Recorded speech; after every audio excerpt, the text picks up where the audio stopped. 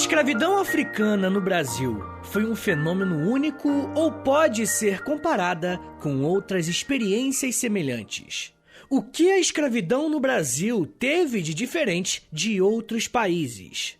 Essas são apenas algumas perguntas que podemos nos fazer quando estudamos com mais detalhes o que foi a escravidão africana no Brasil. Esse é um dos episódios mais importantes que eu já fiz aqui no podcast. Todos nós sabemos que o Brasil é um país com dificuldades, só que muitas dessas dificuldades têm origem em questões do passado.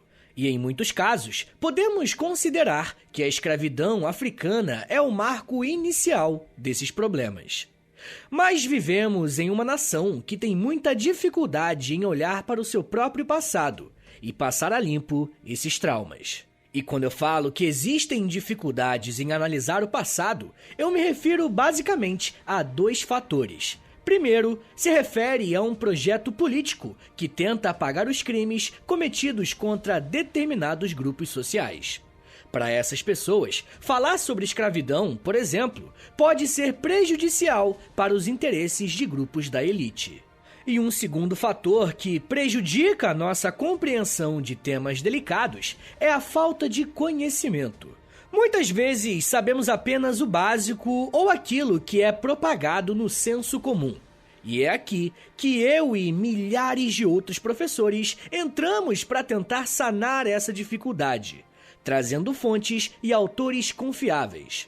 Falando nisso, especialmente nesse episódio, eu vou colocar fontes de leitura para vocês consultarem na descrição do episódio, beleza? Porque aí vocês podem se aprofundar ainda mais no assunto. Então não esquece, quando você acabar o episódio, você pode clicar aí na descrição que vai ter alguns links diretos para algumas fontes muito importantes, porque a gente tem que entender sobre a escravidão, rapaziada. A verdade é que a escravidão africana no Brasil é a maior chaga da nossa história.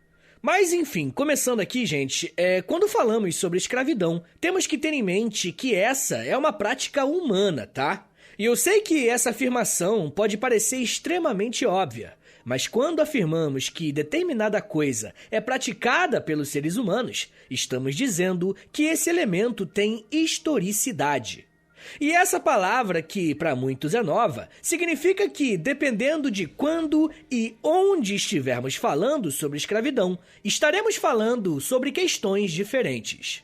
Ou seja, a escravidão é algo completamente único, dependendo de qual seja o nosso objeto de estudo.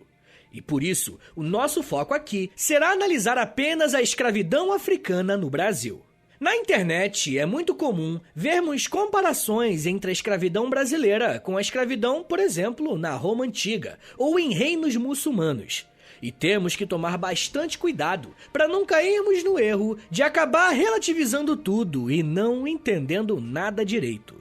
Ao mesmo tempo que a escravidão é um fenômeno que existe na história humana, pelo menos há milhares de anos, o que aconteceu no Brasil está inserido em um contexto bem particular.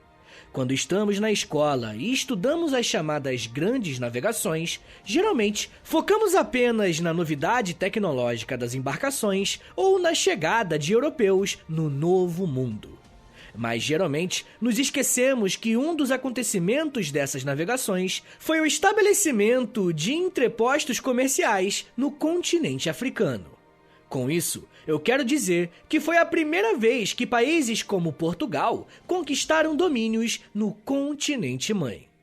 A conquista de Ceuta em 1415 fez com que os portugueses começassem a aprisionar africanos e levá-los para a Europa como escravos.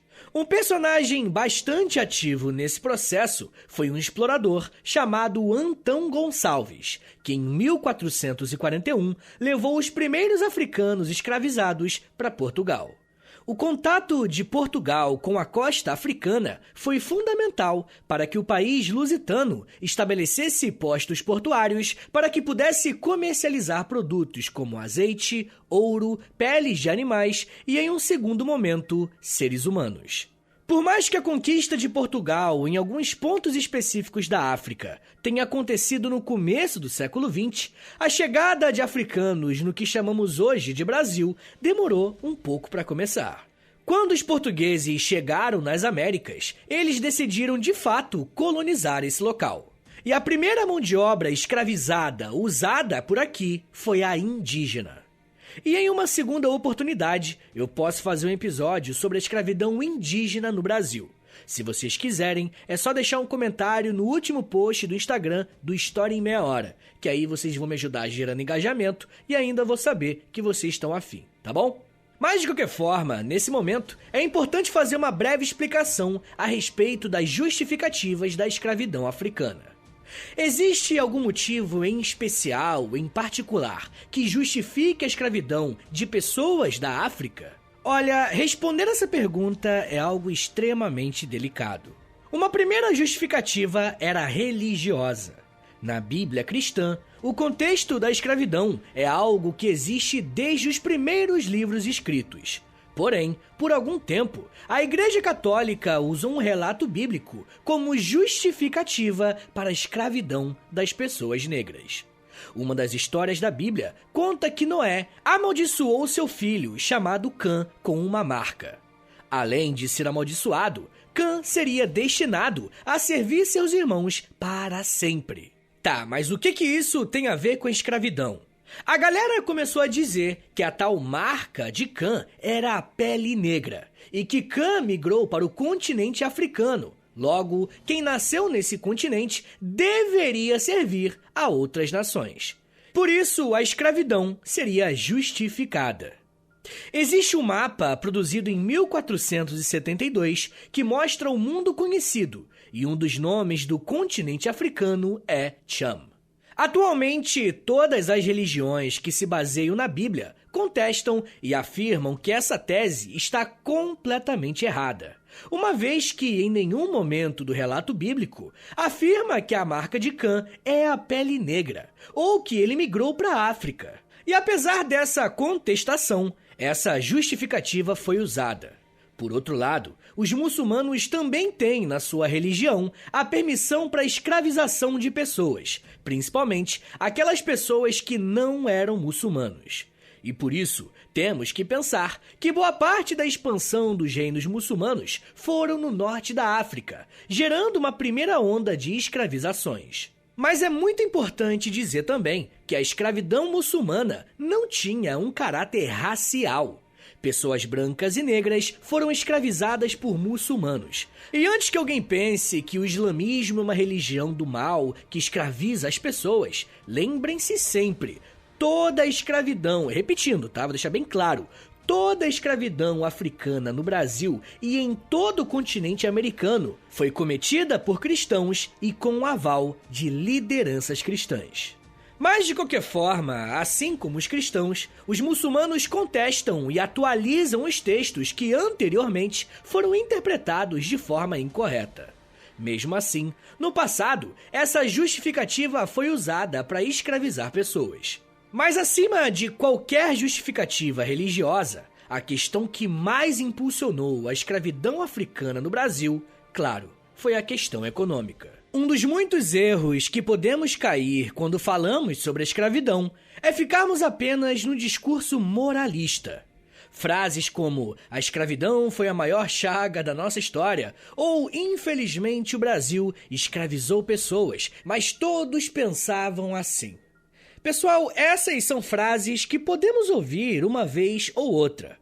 O problema de olhar para a escravidão, pelo menos apenas como uma questão moral, é que fazer isso acaba escondendo fatores econômicos, políticos e ideológicos que fundamentaram essa prática. Quando falamos que a escravidão precisa ser entendida como um fenômeno com diversas motivações, a economia não pode ser deixada de lado. Conforme Portugal conquistava cada vez mais territórios na África, mais estratégica ficava a sua posição. E quando eu digo que Portugal conquistou uma posição estratégica, eu estou querendo dizer que essas posses eram em portos, com fácil acesso ao oceano. Logo, Portugal foi o primeiro país europeu a organizar a sua economia no comércio de pessoas. E quem fala um pouco sobre como o continente foi impactado pelo comércio de pessoas é o historiador Elikia Mbokolo, ao dizer que, abre aspas, o continente africano foi sangrado de seus recursos humanos através de todas as rotas possíveis. Em pelo menos 10 séculos de escravidão, 4 milhões de escravizados exportados pelo Mar Vermelho, outros 4 milhões pelos portos Suali do Oceano Índico, até 9 milhões ao longo da rota transsaariana e 20 milhões em todo o Oceano Atlântico. Fecha aspas. De acordo com essas estimativas, por volta de 20 milhões de pessoas foram tiradas de seus locais de origem e trazidas para o continente americano. E para nossa infelicidade, boa parte desse número veio para o Brasil. Uma das principais coisas que ainda vamos conversar hoje é sobre o tráfico negreiro e como ele foi forte e muito atuante, especificamente aqui no Brasil. Os primeiros escravizados vindos da África chegaram ao Brasil em 1538. O século XVI foi muito importante para que Portugal conseguisse consolidar como principal comerciante de pessoas no mundo. A escravidão africana no Brasil é um fato completamente diferente de tudo o que já havia existido na história, porque a economia colonial se sustentou a partir do trabalho escravo. A lógica é a seguinte: não é apenas o trabalho dessas pessoas escravizadas que dava lucro aos seus donos, mas também o próprio comércio das pessoas escravizadas já era algo muito lucrativo. O fato de comprar e vender pessoas se tornou uma atividade própria. Vocês conseguem imaginar o que é isso? De acordo com os dados que nós temos disponíveis, por volta de 5 milhões de africanos chegaram nos portos brasileiros ao longo de todo o período escravista. E esse número é bizarramente alto. E um dado mais triste ainda é a quantidade de pessoas que saíram da África e morreram no oceano. Entre 2 a 4 milhões de pessoas não desembarcaram nos locais de destino. Certo, mas essas pessoas escravizadas vinham para o Brasil para fazer o que, afinal? O tráfico era usado para abastecer os locais no Brasil que mais precisavam de mão de obra escrava. Num primeiro momento, o maior ponto de concentração de pessoas escravizadas foi no Nordeste do Brasil, por conta das plantações de cana e de açúcar. Se liga no que o historiador Rafael de Bivar Marchesi vai falar sobre a relação entre trabalho e tráfico. Abre aspas. Os números do tráfico bem o demonstram. Entre 1576 e 1600, desembarcaram em portos brasileiros cerca de 40 mil africanos escravizados. Um quarto de século seguinte, entre 1601 e 1625, esse volume mais que triplicou, passando para cerca de 150 mil os africanos aportados como escravos na América Portuguesa. A maior parte deles destinado a trabalhar em canaviais e em engenhos de açúcar.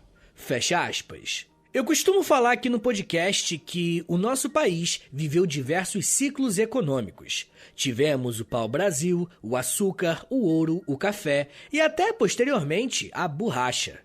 E em praticamente todos esses produtos, tivemos a mão de obra africana escravizada como condutor desse avanço econômico. Esse trecho que eu li do professor Rafael mostra que os engenhos de açúcar alavancaram as compras e vendas de pessoas escravizadas.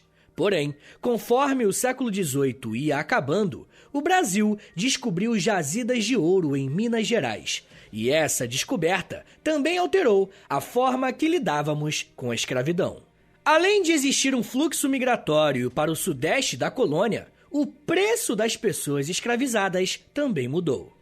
Muitos pesquisadores mostram que em cidades em que o ouro foi descoberto, o preço para comprar uma pessoa escravizada aumentou em até 200%, levando em conta os anos 1680 até 1720.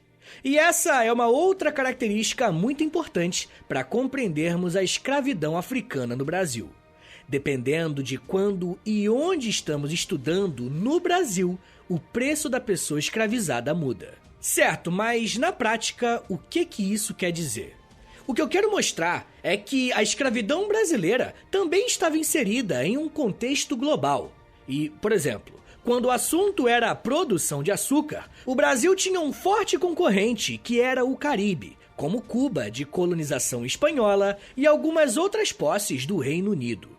Quando o Caribe passava a produzir e vender mais açúcar para a Europa, os preços desse mesmo produto se alteravam aqui no Brasil, gerando muitas ondas de crise inflacionária.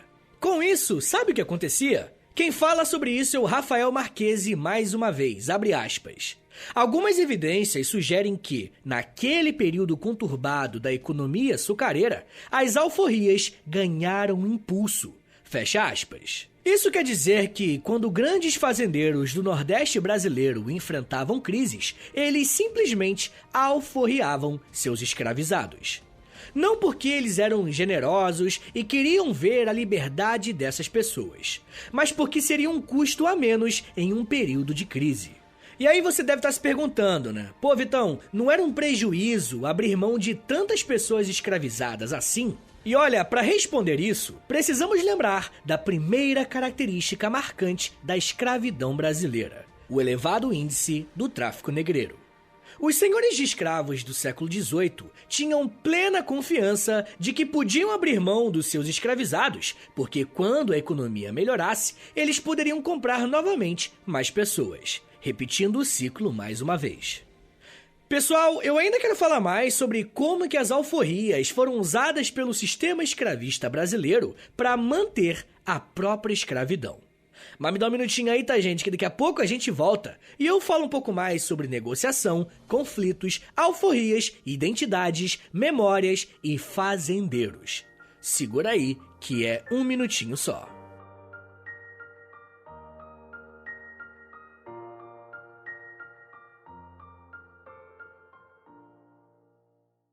Pessoal, eu queria pedir um favor que vai ajudar muito o meu trabalho e não vai custar nada pra vocês.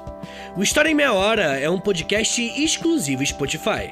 E para essa parceria continuar sendo frutífera, os números são importantes. Por isso eu queria te pedir para clicar em 3 coisinhas aí no seu Spotify. Primeiro, nas estrelinhas. Dá 5 estrelinhas aí pra gente na avaliação, por favor, porque a avaliação é o que mais ajuda o podcast a chegar em outras pessoas. Segundo, já aproveita e clica em seguir.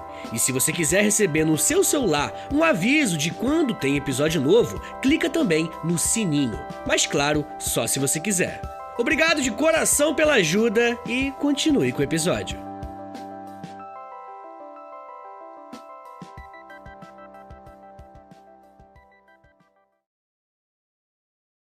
Pessoal, passando aqui rapidinho para dar um recado para vocês. A partir da metade de outubro, lá pro meio do mês, os novos episódios do História Meia Hora só estarão disponíveis no Spotify, tá bom? Talvez você esteja ouvindo em outra plataforma, mas é temporário, é só pra galera, né, ter um tempinho para se reajustar. Então baixa o Spotify, é totalmente gratuito, e aí você pode continuar acompanhando o meu trabalho, tá bom? Valeu, gente!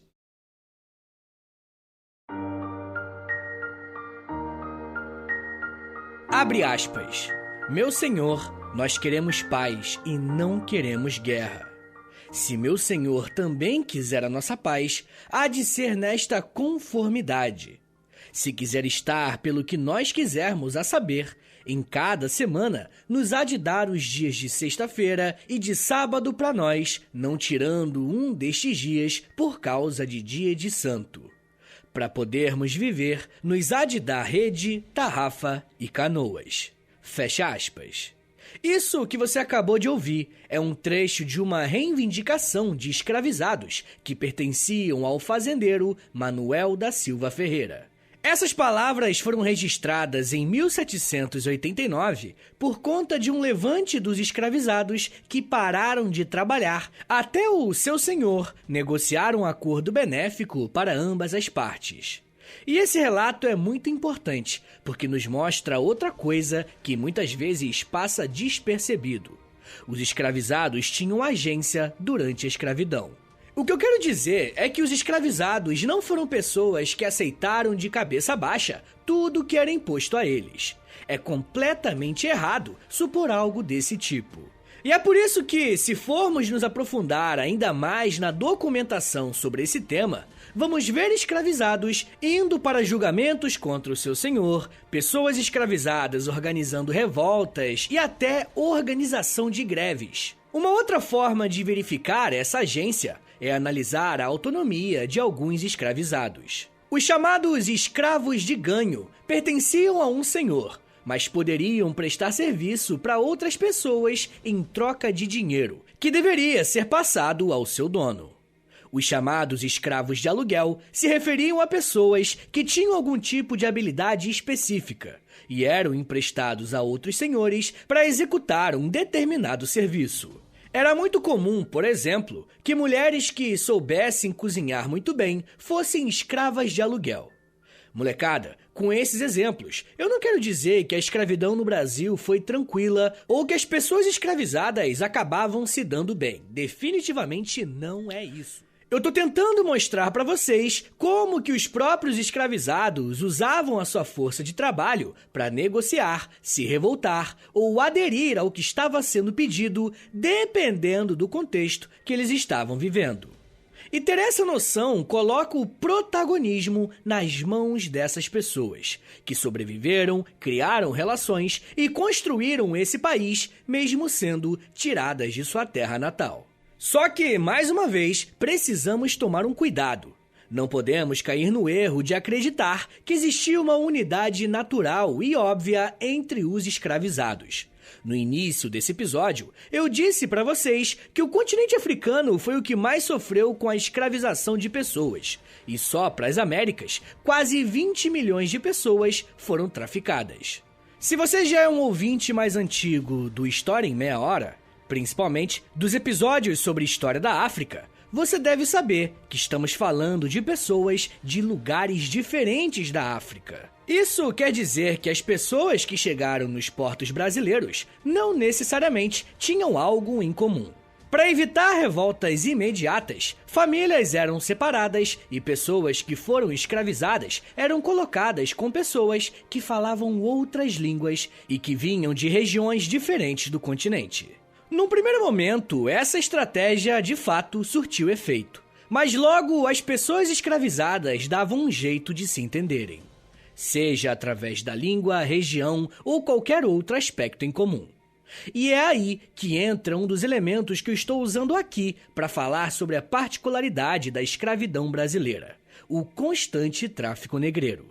Para autores como Manolo Florentino e José Roberto Góes, o contexto escravista brasileiro vai fazer com que exista um constante estado de guerra nas senzalas. Esse é um termo que eles usam para explicar que a chegada de escravizados era tão constante que essas pessoas acabavam desorganizando as relações que os escravizados conseguiam estabelecer após muito custo. Afinal, pensa o seguinte: várias pessoas foram feitas de escravas. Ninguém conhece ninguém. Muito menos falam a mesma língua. Mas depois de alguns meses, eles davam algum jeito de se entenderem e o clima ficava mais pacífico.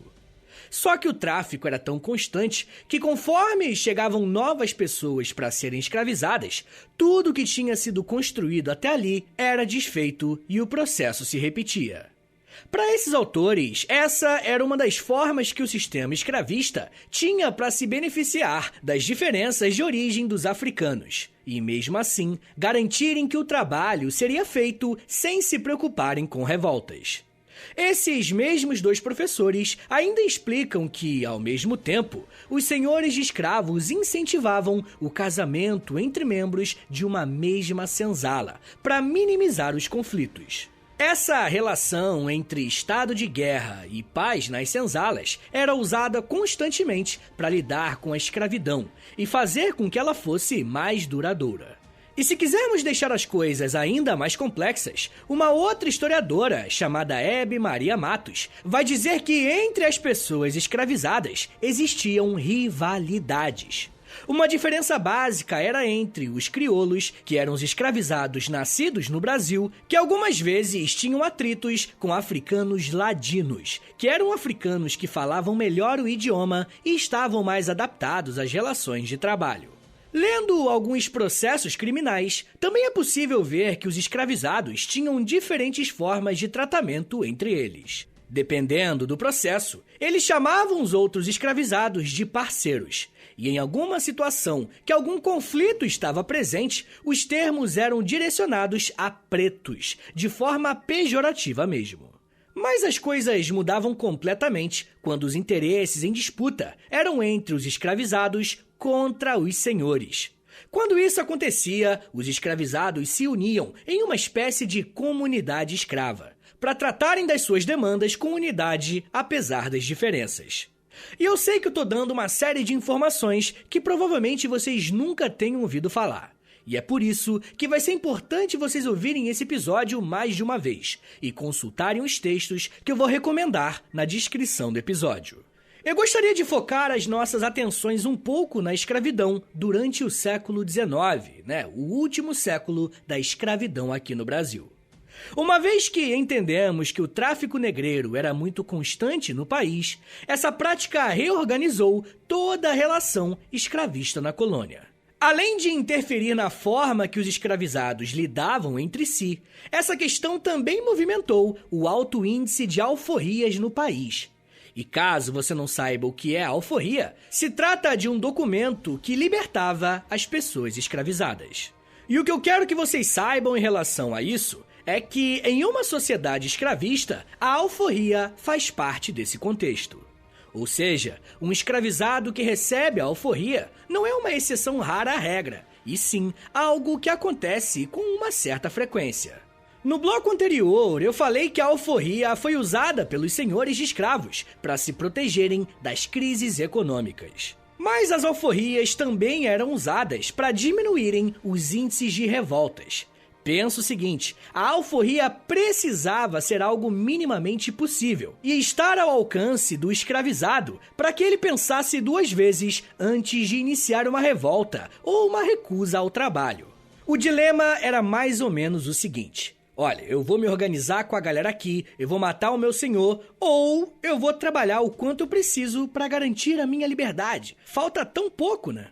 E essa tensão entre a libertação concedida pelos senhores e a conquista dos escravizados fazia a alforria um elemento muito presente na escravidão brasileira. Caminhando para os anos finais do século XIX, existiam cidades em que o número de negros forros, ou seja, negros que tinham a alforria, era maior que a quantidade de pessoas escravizadas. Mas isso não quer dizer que essa pessoa que conquistou a sua liberdade poderia usá-la de maneira plena. Os documentos costumavam marcar quem era essa pessoa.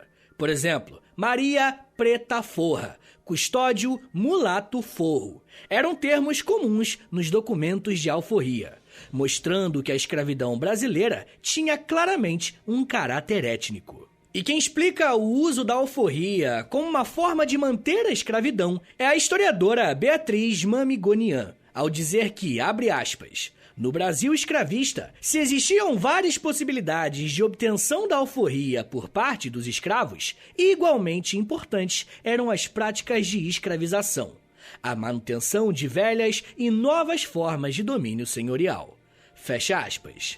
Em outras palavras, na mesma medida que existia uma possibilidade de conseguir a alforria, existiam chances de se manterem vinculados a um senhor de escravos. E isso nos leva para um outro ponto sobre a escravidão brasileira.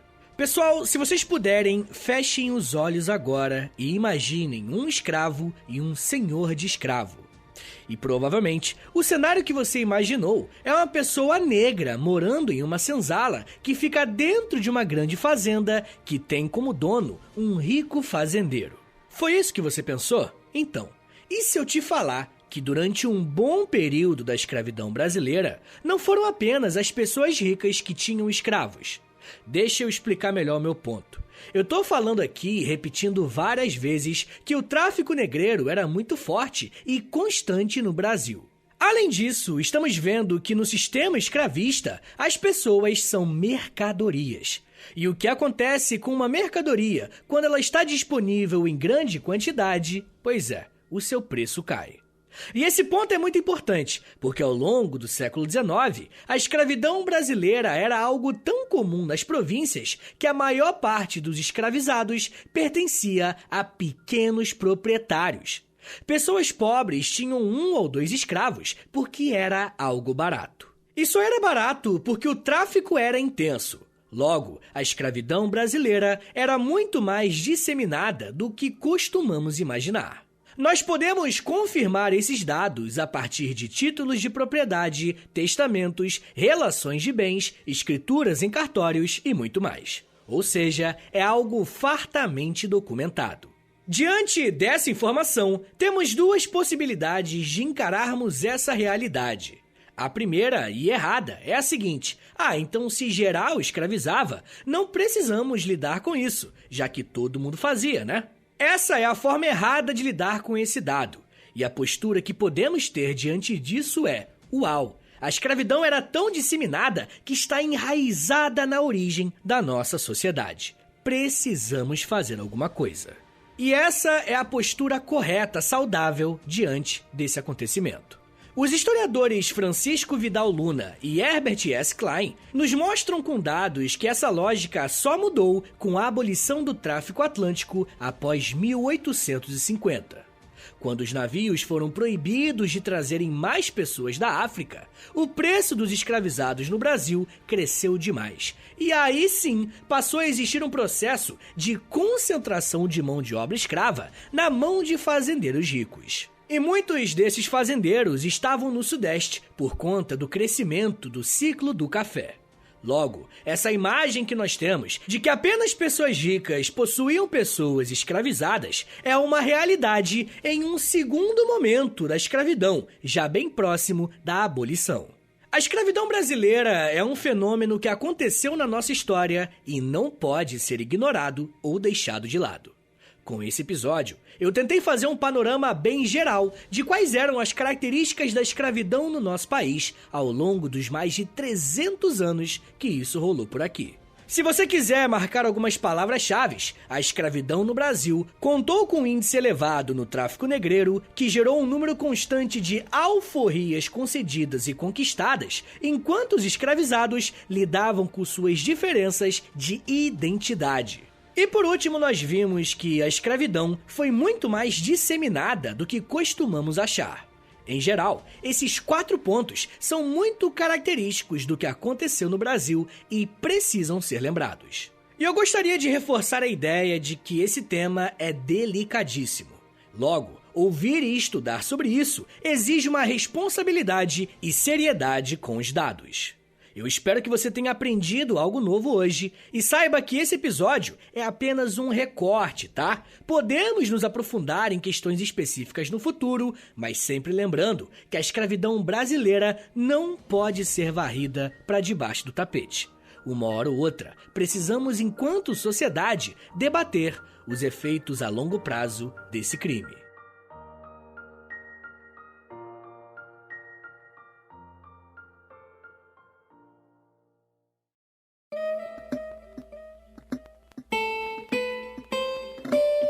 Senhores, muito obrigado por terem vindo até aqui. Meu nome é Vitor Soares, eu sou professor de História e você acabou de ouvir o História em Meia Hora. O tema é muito importante, então, por favor, compartilhe com a rapaziada aí, porque além de você, conscientizar a galera, você tá ajudando o meu trabalho. Então, por favor, compartilha, manda no grupo do WhatsApp dos amigos, manda no grupo do condomínio, manda por aí, e você pode também postar nos stories do Instagram, e aí você me marca no @História em Meia Hora, ou no Twitter também, e aí você me marca, por favor, no @H30podcast. Se você gosta do História em Meia Hora, se você quer ver esse podcast continuar de pé por muito tempo ainda, então dá uma passada lá no Apoia-se, beleza? É apoia.se/História em Meia Hora, que lá tem vários planos com episódios exclusivos, tem conteúdo no Clube do Livro, tem muitos conteúdos diferentes, tá bom? Então entra lá, vê lá as recompensas, vê se, de repente você tem uma grana sobrando, você quer dar uma moralzinha pro tio. Demorou? Então passa lá no apoia.se/História em Meia Hora. Mas muita gente me pediu pra eu fazer um Pix, né? Porque a pessoa às vezes não quer botar pagar cartão de crédito, né? Compromisso mensal. Então anota aí o meu Pix e o meu contato. É historiaemmeiahora@gmail.com. Rapaziada, uma coisa importante é que o História em Meia Hora tem uma parceria com a Loja, tá bom? É Loja, L-O-L-J-A, que é uma loja que vende camisetas, blusas, moletom, tem várias coisas legais. Entra na loja.com.br e aí digita História em Meia Hora que você vai ver as nossas camisetas por lá. Um favorzinho que eu peço, e esse não custa nada, é dar 5 estrelinhas aí, por favor, no Spotify, clicar em seguir também, tá bom? É importante, né, ter seguidor, então clica em seguir e clica no sininho, que aí o seu celular vai te avisar quando tem episódio novo, tá bom? Mas, enfim, gente, é isso, me siga nas redes sociais, é @Prof. Vitor Soares no Twitter, no Instagram e no TikTok, tá? Todo dia eu tô lá no TikTok fazendo conteúdo diário educativo, tá? Não tem dancinha nenhuma. Tá bom, gente? Então é isso, muito obrigado, um beijo, até semana que vem! E valeu!